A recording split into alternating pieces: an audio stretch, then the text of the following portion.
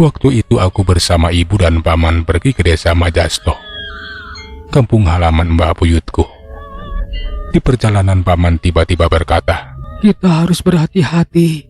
Si Dimas disenangi makhluk gaib. Pokoknya jaga anakmu." Tak lama setelah itu, aku melihat sosok kakek berambut putih melayang, mengejar motor kami sambil meraih tanganku. Aku yang masih polos menyambut tangannya. Seketika, motor kami jatuh meski jalanan sangat mulus. Pamanku langsung menarikku dan berkata kepada sosok itu, "Maafkan bocah ini, minta jangan diganggu." Kakek itu menjauh dan lenyap. Sesampainya di rumah Mbah Buyut, aku terkesima. Aku melihat rumah itu reot dan menyeramkan. Ibuku lalu menegurku agar aku tidak bicara sembarangan. Saat itu, hal ganjil mulai terjadi. Mbah Buyut yang sudah sangat tua tiba-tiba berlari sangat lincah lalu menuju dapur. Padahal mestinya tak mampu berjalan jauh. "Mengambil apa, Mbah? Biar saya yang cari. Kok Mbah bisa berjalan sendiri?" Ibuku memanggilnya. Tapi kejadian aneh terjadi. Suara si Mbah terdengar dari kamar yang mestinya ada di dapur. "Ada apa? Mbah di kamar. Mbah tak kemana-mana." Kami pun masuk ke kamar itu. Benar saja, si Mbah berada di kamar. Lalu si Mbah menyuruh aku menghisap rokok dari daun jagung. Coba ini nak, hisap rokok ini. Ayo, hisap." Aku pun menghisap rokok itu. Setelahnya pandanganku berubah.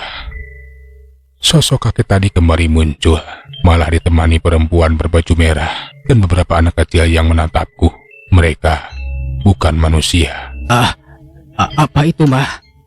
"Ya, apa itu, Mbah?" "Apa ada yang aneh? Mbah tidak melihat apa-apa." Setelah kejadian itu kami pun pulang dengan membawa sesuatu dalam bungkusan misterius. Tak lama setelah kunjungan itu, Mbah pun wafat. Lalu anehnya, ibuku tiba-tiba bisa memijat dan menjadi dukun bayi tanpa pernah belajar sama sekali. Seminggu kemudian, keadaan ibu memburuk. Saat aku membuka lemari berguncang di kamarnya, aku menemukan bungkusan berisi batu hitam dan 2 tulang seperti cakar ayam. "Aneh, Bu. Lemari itu bergoyang. Ada apa, nah? Coba cari." "Baik, Bu. Ada bungkusan hitam, Bu. Juga cakar ayam." Saat aku mengeluarkannya, lemari berhenti berguncang. Hal aneh terjadi. Malamnya aroma amis dan bunga tercium kuat dari kamar ibu. Di sana 3 sosok yang sama muncul kembali. Kali ini dengan wajah yang marah.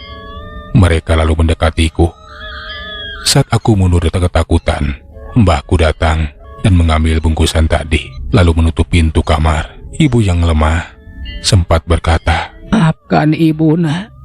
Jika Ibu suatu saat nanti tidak lagi bersamamu, tidak bisa melihat kamu mempunyai seorang istri." "Bu, Ibu jangan bicara seperti itu." Lalu, pada pukul 11 malam, ibuku meninggal dunia. 3 sosok gaib itu berdiri di samping jenazah ibu, lalu pergi begitu saja. Tak lama, "Jangan khawatir, nanti akan ada orang yang menggantikannya." Semua terjadi sangat aneh. Aroma aneh, kemunculan 3 sosok yang sangat menakutkan.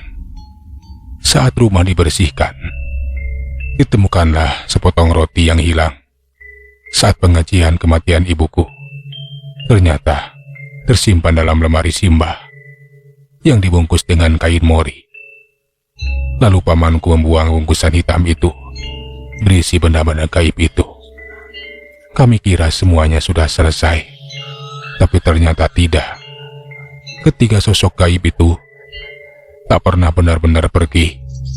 Mereka selalu mencariku, mencari siapa yang pantas melanjutkan warisan keluarga sebagai penjaga mereka, dan mungkin mereka sudah memilih.